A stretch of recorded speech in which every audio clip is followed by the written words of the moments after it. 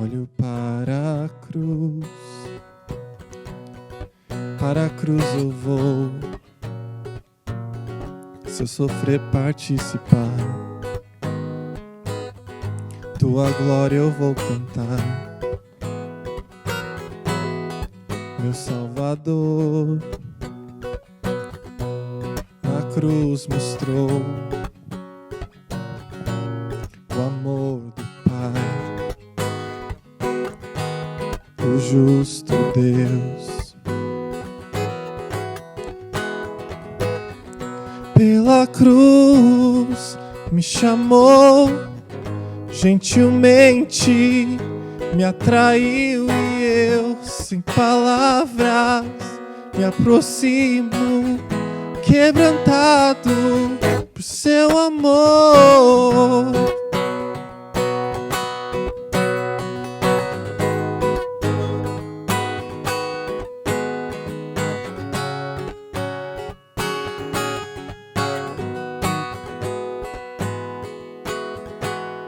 Imerecida a vida,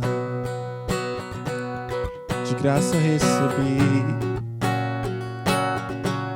por sua cruz a morte me livrou. Trouxe minha vida, eu estava condenado, mas agora pela cruz eu fui reconciliado.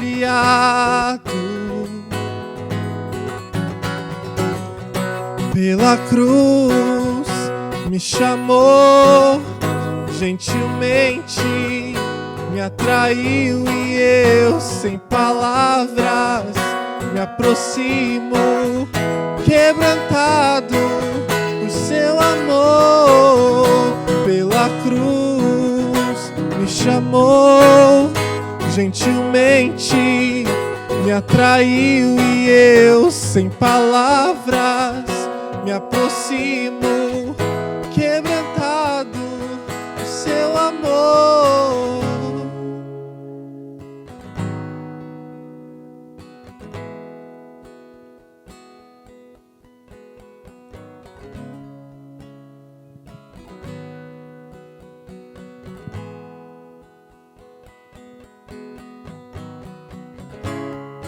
Impressionante é o seu amor,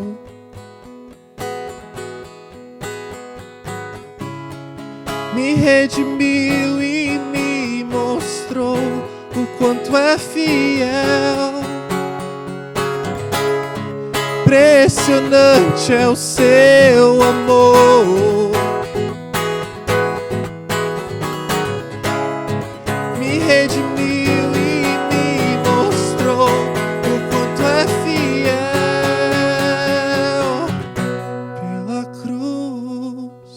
me chamou, gentilmente, sem palavras, me aproximo, quebrantado, seu amor.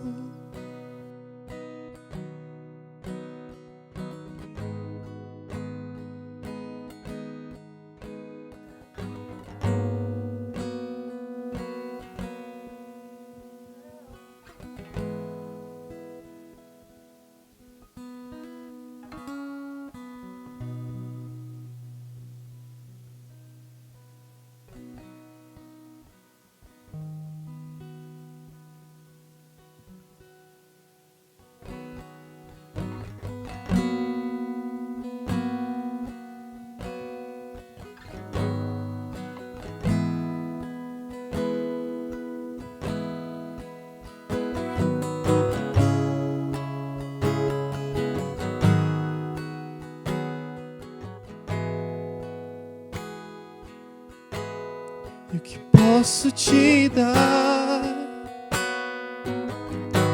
por tudo que tu és? Você me libertou e me curou.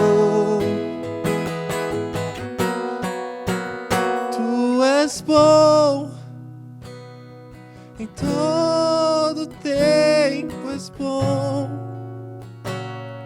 Justiça está em ti. Teu amor é para sempre.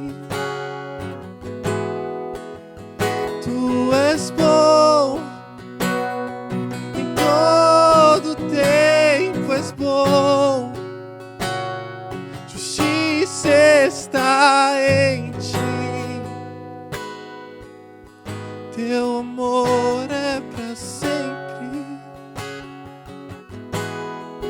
O teu amor dura para sempre.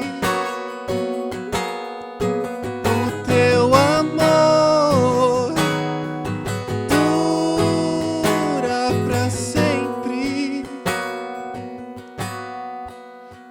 Teu amor dura para sempre.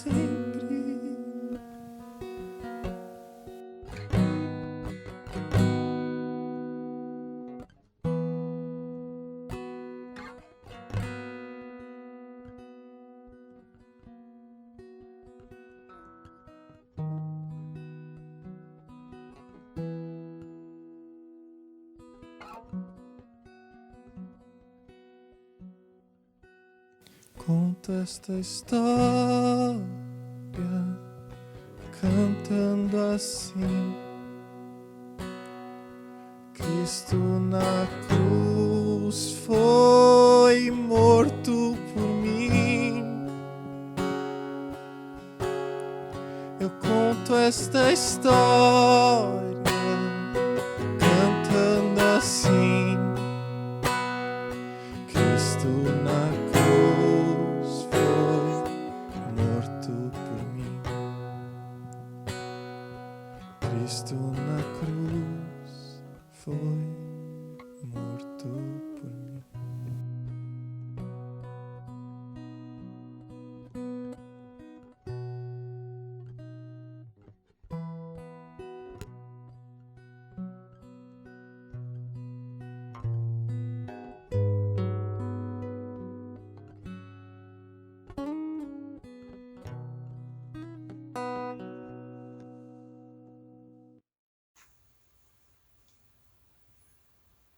Boa noite, pessoal. Tudo bem com vocês? Como foi a semana de vocês? Espero que tenha sido significante em relação à sua família, seu trabalho, a amizade também. Deram para você jejuar? Deram para guardar algum dinheirinho? Eu vejo várias frentes aí que nós podemos ajudar, desde entrega de cesta básica, entrega de cesta, que mais? Entrega de máscara também eu vi. E várias frentes que estão acontecendo aí. Inclusive essa semana eu tive a oportunidade de ajudar uma pessoa, certo? Uma pessoa que não tinha condições, mas estava com problemas no dente, na gengiva, e eu tive a oportunidade de ajudar essa pessoa e ainda tem acompanhar, eu vi que a coisa não era tão simples. E Deus, em meio a este caos, nos dá a oportunidade de servir. E glória seja dada ao Senhor. E se você guardou alguma coisa, ajude. Inclusive, se você não sabe o que fazer com isso, oferte para a igreja. As ofertas da Páscoa são usadas para as pessoas que estão passando por necessidade, tá bom? Então, em último caso, eu colocarei aí a conta, aí vocês podem até ofertar para a igreja, tá? Mas se vocês tiverem outras frentes também, por favor, também podem ajudar aí as outras pessoas, ok? Pessoal, hoje nós vamos falar em Colossenses capítulo 2, tá certo? De 13 a 15, farei a leitura de Colossenses capítulo 2, do verso 13 a 15. Vocês estavam mortos por causa de seus pecados e da incircuncisão de sua natureza humana. Então Deus lhes deu vida com Cristo, pois perdoou todos os nossos pecados. Ele cancelou o registro de acusações contra nós, removendo-o e pregando-o na cruz. Desse modo, desarmou governantes e as autoridades espirituais e os envergonhou publicamente ao vencê-los na cruz. Amém. Essa Páscoa significa que aquele que deveria ser crucificado não foi crucificado, e aquele que não era para ser crucificado foi crucificado. Não é, pessoal? Quem deveria ser crucificado éramos nós, e não Jesus. Somos o alvo do julgamento. No entanto, nós nos tornamos juízes, sentamos na mesa de juiz, e o que aconteceu? Crucificamos o nosso sumo sacerdote, o Rei Eterno, Jesus Cristo. Esse é o significado da Sexta-feira de Paixão. Hoje é sábado, e Jesus está no túmulo. Parece que o pecado venceu e Deus perdeu. Satanás pensou que havia ganhado. No entanto, Deus venceu. Satanás estava tentando barrar o plano de Deus, mas ele estava, na verdade, cumprindo o plano de Deus. Pensou que matando o Filho de Deus, a obra da salvação também cessaria. Mas a morte do Filho se tornou a salvação da humanidade. E esse é a sabedoria de Deus. Satanás é derrotado diante da sabedoria de Deus. Portanto, a cruz é cheia de paradoxo. Foi o local da maior maldição, mas também do maior amor. Foi o acontecimento da grande derrota, mas também da grande vitória. Foi um momento em que Deus parecia um bobo. Parecia que ele tinha perdido, mas na verdade mostrava a sua sabedoria. Foi a noite mais escura, mas também foi a manhã mais brilhante. E a paixão de Cristo, essa semana que nós estamos passando em meio à Covid-19, espero que esse paradoxo seja uma realidade em nossas vidas, na expressão de esperança. Toda derrota e maldade dará lugar à vitória e esperança para todos nós. Toda situação parece estar perdida, mas a cruz paradoxal também mostrará a esperança para todos nós. E a morte se transformará em vida, escuridão em luz, a derrota em vitória. Que Deus conduza a vida de todos nós nesse sentido. Max Lucado é um autor cristão. Ele escreveu um livro chamado, eu trouxe até aqui, eu tenho uma versão, Ele escolheu os cravos. Ele escolheu os cravos. É um livro pequeno. Se você tiver 1 hora bem concentrado, você consegue ler. Eu tenho uma leitura lenta e eu consegui em 1 hora. E vocês com certeza farão bem melhor que eu. E aqui o que o Max Lucado fala é que Jesus escolheu os cravos. Não foram os cravos que escolheram Jesus. Eu coloquei prego, porque às vezes as pessoas não sabem o significado do cravo. O cravo é o prego usado na crucificação. O cravo é usado para colocar aquelas ferraduras que dizem nos cavalos. O prego é menor e o cravo é maior, com a cabeça achatada. Então, o cravo, na época de Roma, era usado para o quê? Para crucificar as pessoas. E Jesus escolheu esses cravos. Jesus não foi levado passivamente à cruz. Não foi algo assim, que a situação veio e eu tenho que ir. Não foi isso. Jesus escolheu ativamente ir o caminho da cruz. Jesus foi pregado, sim, mas não foi apenas pregado. Ele escolheu os cravos.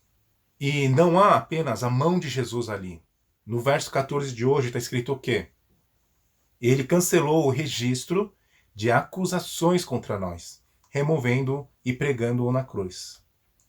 Há o registro de acusações, não apenas a mão de Cristo ali. Entre a mão e a cruz de Cristo, o que há lá no meio é o registro de acusações. E ninguém mais pode ler esse registro, nem eu, nem você. Ninguém pode ler o meu registro que está ali. Não dá para fazer backup. A mão cobriu o meu registro de acusações. E não apenas cobriu, o sangue molhou esse registro. Que graça é esse? E ele pregou o nosso registro na cruz. Ele pregou, no verso 14 diz. Ele pregou, não foi pregado. Está na voz ativa. E para expressar melhor essa ideia, eu queria fazer aqui a leitura do capítulo 4 desse livro. São capítulos bem curtos, e eu quero fazer aqui a leitura e a reflexão junto com vocês.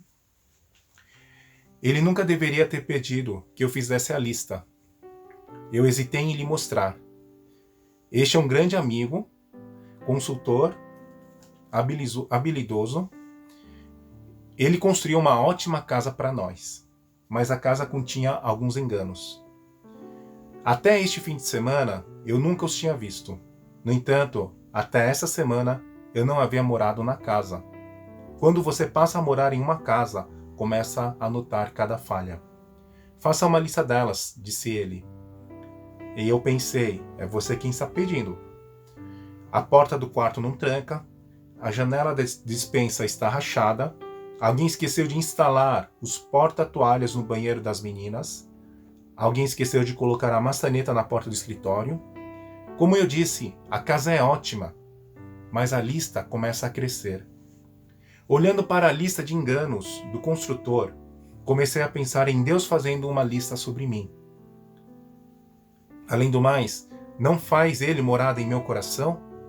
Se eu vejo falhas em minha casa, imagine o que Ele vê em mim. Ah, será que ousamos imaginar a lista que Ele faria? A maçaneta da porta da oração enferrujou pela falta de uso. O fogão chamado ciúme está aquecendo demais.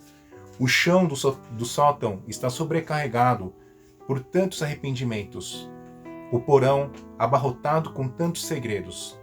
E se a persiana do seu coração fosse levantada e o pessimismo descoberto? A lista de nossas fraquezas. Você gostaria que alguém visse as suas?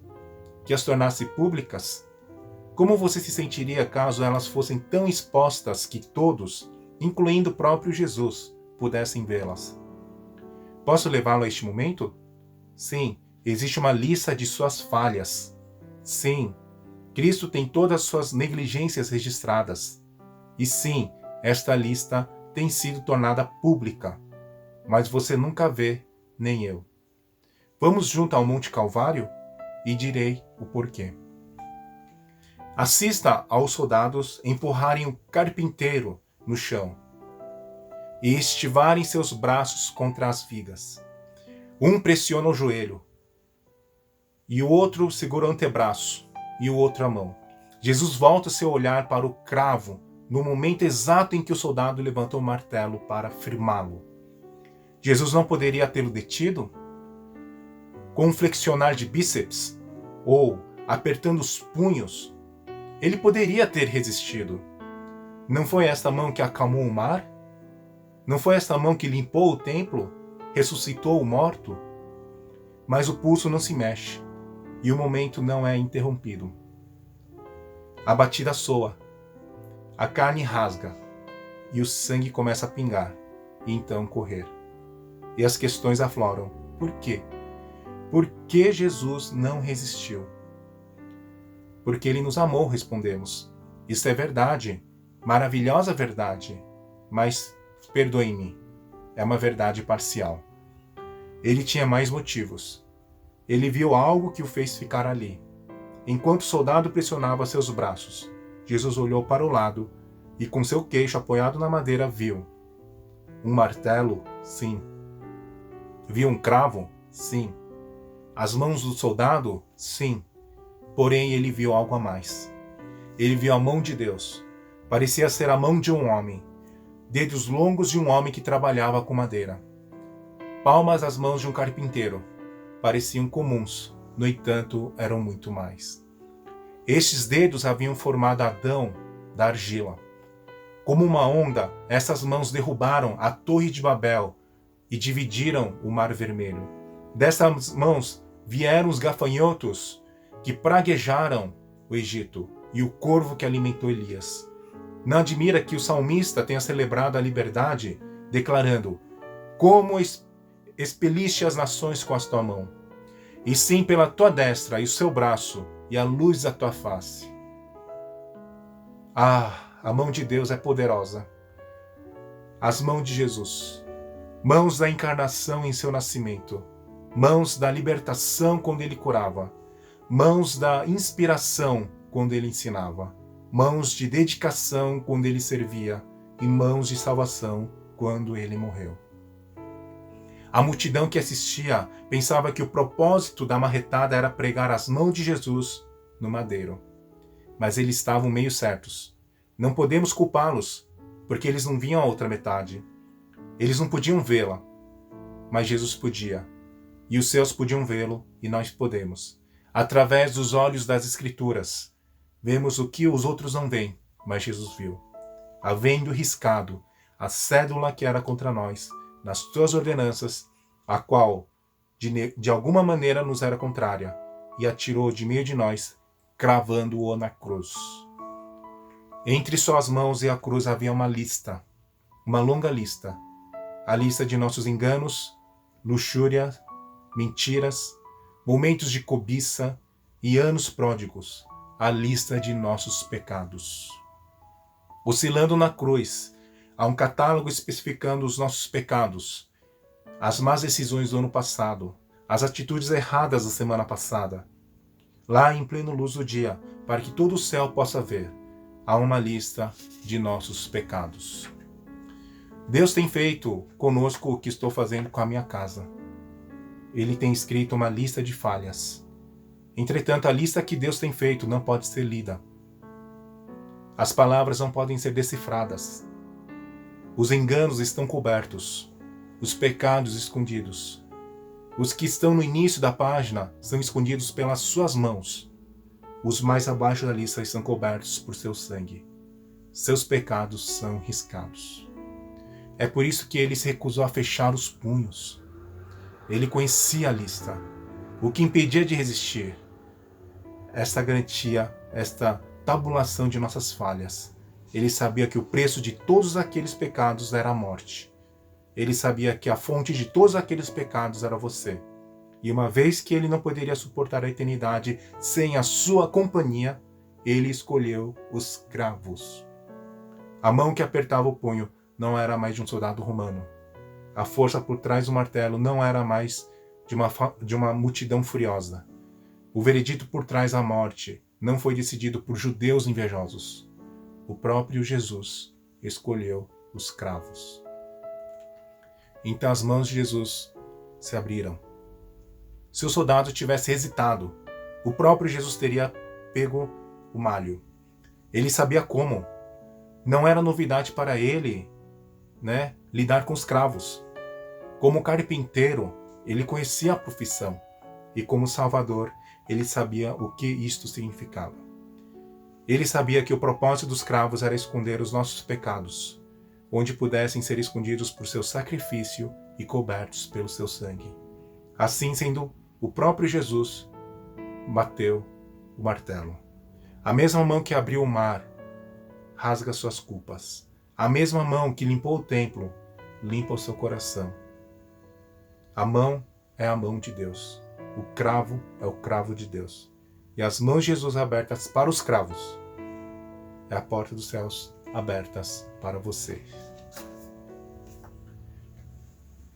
Eu fico imaginando que em nenhum momento Jesus, ele fechou os punhos, porque ele sabia que entre a mão e a cruz estava o nosso registro das coisas que nos acusavam. E é por isso que Jesus, ele não aguentaria a eternidade sem viver na nossa companhia. Ele quer eu e vocês na eternidade. Ele quer o seu ser o ser vivo que você é, a imagem e semelhança de Deus, é aquela pessoa que Deus quer conviver na eternidade. Ele não aguentaria essa ideia de viver a eternidade sem eu e você. E ele preferiu. E esse todo pecado que nós temos, se não é a morte, não tem como resolver.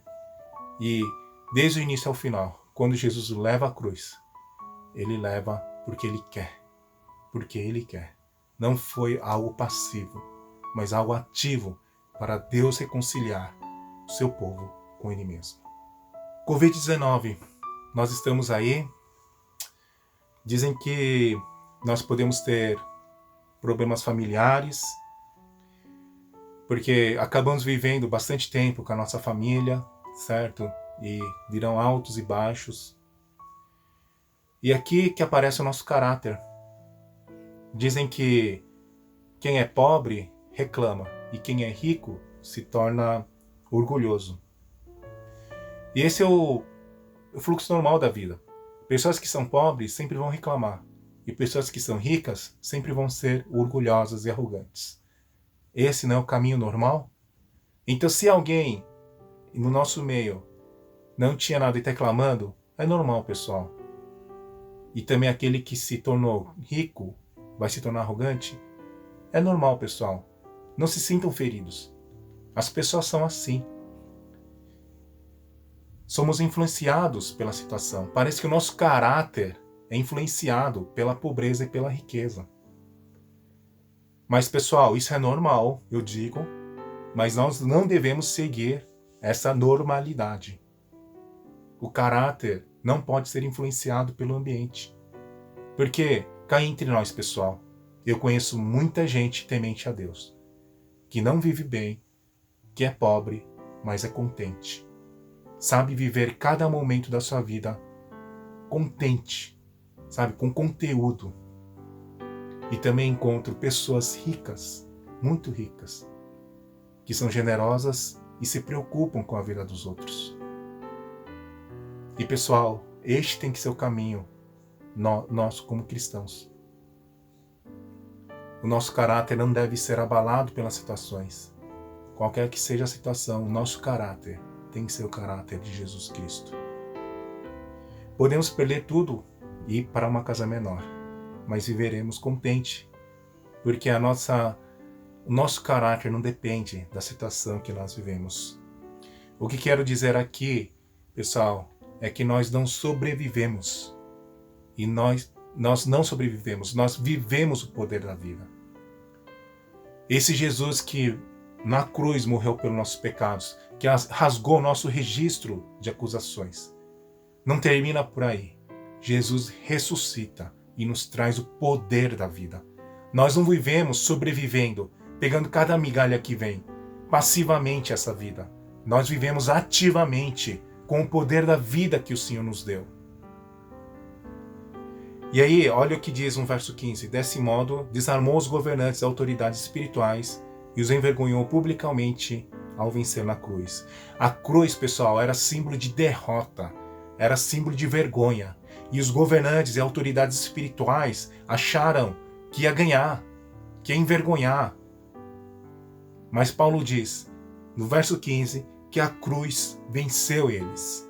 O símbolo de derrota se tornou símbolo de vitória. Tenha fé nisso.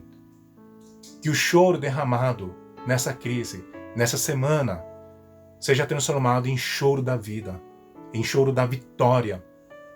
E é essa história que Deus está escrevendo. E é nessa história que estamos inseridos. Pessoal, a ressurreição nos traz vida. Eu e vocês, que sejamos esse povo da vida, que tem o poder da vida. Vamos parar de sobreviver o mundo e vamos viver o poder da vida. E esse é o poder que a ressurreição de Cristo nos concede. Então amanhã, eu espero que quando acordarmos com a ressurreição de Cristo, nós também possamos ressuscitar com Cristo. Não mais sobreviveremos, mas viveremos a vida que é Jesus Cristo. Esse é o meu desejo na vida de vocês nessa Páscoa. Pare de viver passivamente. sobrevivendo à vida. Busque ao Senhor ativamente e viva esse poder da vida que é Jesus Cristo. A ressurreição nos mostra isso. Ok, pessoal? Então, que Deus abençoe a todos nós. Mais uma semana. E feliz Páscoa a todos. Tenham um ótimo momento com a sua família. Tá ok? A primeira Páscoa foi uma Páscoa de família. Vocês lembram? No Egito? Que as famílias não poderiam sair de casa, ou senão o destruidor, o anjo da morte, né, mataria as pessoas. A primeira Páscoa do povo de Israel foi uma Páscoa em família. Que vocês possam desfrutar dessa Páscoa, brindando a Jesus, o nosso Salvador, o nosso Rei, e expressando o reino de Deus em nossas vidas. Senhor Deus, muito obrigado, Pai. Oramos aqui pedindo que, mais uma vez, nós lembremos que Jesus não foi na cruz porque ele foi levado, mas ele quis levar. Ele foi à cruz porque ele quis, Senhor Deus. E em nenhum momento ele fechou os punhos ou contraiu o bíceps no momento da crucificação, porque ele sabia que havia um registro, Senhor, de acusações contra nós. E só a morte, só o seu sangue poderia resolver isso. Obrigado, Senhor, que nessa Páscoa nós possamos relembrar, Senhor, mais uma vez, do que o Senhor fez na cruz. Mas que nós não terminemos apenas na cruz, mas esse Jesus ressuscitou. E que o nosso caráter, Senhor, não seja abalado por situações, circunstâncias da vida, mas que seja firmado nesse Jesus que ressuscitou, que é a vida, Senhor Deus. E que para nós, nessa Páscoa, não sobrevivemos, Senhor. Que nós possamos viver a vida que Jesus nos deu. Que nós possamos a cada dia nos parecer mais com Cristo. Que o nosso caráter seja mudado por Cristo, Senhor. De tanto andar com Cristo, Pai. Pai, e que essa Páscoa seja uma Páscoa assim. Que nós possamos celebrar a vida. Celebrar a vida que o Senhor nos deu. Inclusive com os familiares, com a família do teu povo, Senhor Deus. Senhor, é isso que nós pedimos, Senhor. Abençoa cada um de nós e oramos no nome de Jesus. Amém.